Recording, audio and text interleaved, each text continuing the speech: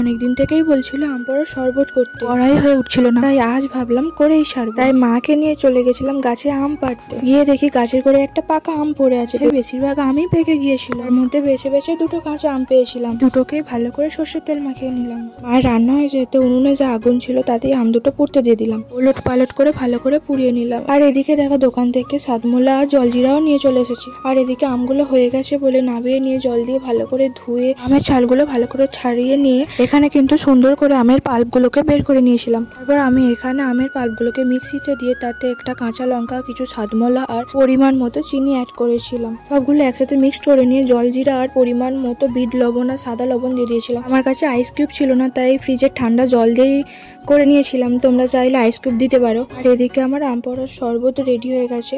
আমার তো বেশ দারুণই লেগেছিল, শুধু আমার ভালো লাগলে তো হবে না, যার জন্য করা তার কেমন লাগলো চলো গিয়ে জেনে নিই। আর এটা আমার সেকেন্ড টাইম ছিল, নেক্সট টাইম আবার ট্রাই করবো।